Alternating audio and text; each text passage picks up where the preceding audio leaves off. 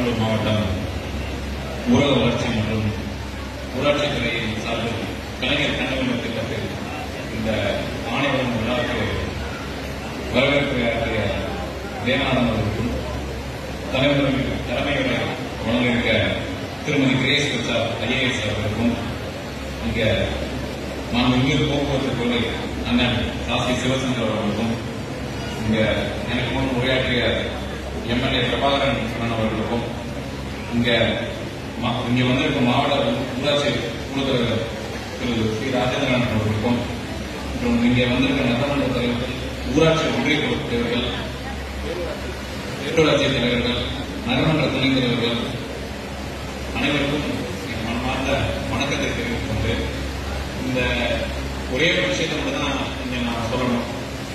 India சுதந்திரம் வாங்கின காலத்திலிருந்து இன்னைய காலகட்டத்தில் வரைக்கும் அதிகப்படியான மக்கள் தொகை நகரத்துல இருக்கிறது தமிழ்நாடு தான் இந்தியாவே அதிகம். அதனால வீடுங்கிற ஒண்ணு ரொம்ப ரொம்ப அத்தியாவசியமான ஒரு நிலைமை வந்த பிறகும் குடிசை இருக்கவே கூடாது என்கிற அந்த நல்ல எண்ணத்துல சொன்ன அந்த திட்டம் தான் இந்த திட்டம்.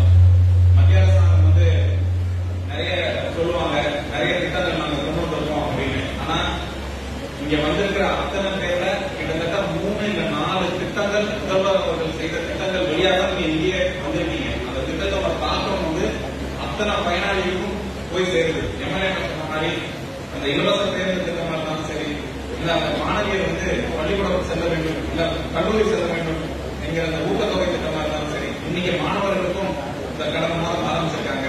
இந்த படிக்கிறதுக்கு உண்டான செயல்பட வேண்டும் என்கிற அந்த நல்ல திட்டங்களை கொண்டு வரதுக்கு நம்ம முதல்வர் அவர்கள் இங்க இருக்கிறாங்க. அந்த திட்டத்தை செயல்படுத்துறதுக்கு கூட இருக்க இந்த நம்ம பெரம்பலூர் மாவட்டத்தில் உள்ள ஆபீசர்ஸ் அத்தனை பேரும் இந்த திட்டத்தை இன்னும் மக்களிடம் கொண்டு சேர்க்க எங்களுக்கு உதவுங்கள் என்று சொல்லி எம்எல்ஏ சொல்ற மாதிரி இந்த திட்டம் கிட்டத்தட்ட 3 இல்ல 4 வருஷ காலம் நடக்க வேண்டிய திட்டம். இன்னைக்கு நிறைய பேருக்கு வந்திருக்கலாம், பக்கத்தில் இருக்கவங்களுக்கு வராம இருக்கலாம். ஆனா கண்டிப்பா எல்லாரும் கொண்டு சேர்க்கப்படும், கொண்டு சேர்க்க அந்த எண்ணத்துல தான் நாங்க எல்லாருமே இங்க வேலை செய்யறோம். அதனால இந்த திட்டத்துக்கு உங்களோட பெருவாரியான ஆதரவை கொடுத்து ஒரு குடிசை இல்லாம இந்த தமிழ்நாடு மாநிலம் ஆக்கிறதுக்கு உங்களோட உங்களோட உத்தரவாதமும் இங்க எல்லாரும் முன்னாடியும் நாங்க இங்க இருக்கோம். அது மட்டும் கிடையாது, இந்த வீடை கொடுத்து வேலைகள் பெருக்கவும் இங்க அமைச்சர்கள் இருக்கிறாங்க, ஊராட்சி தலைவர்கள் இருக்கிறாங்க.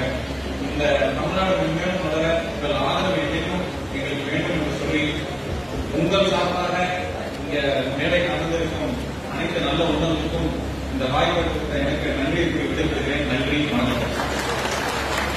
நண்பர்கள் அனைவருக்கும் காலை வணக்கம்.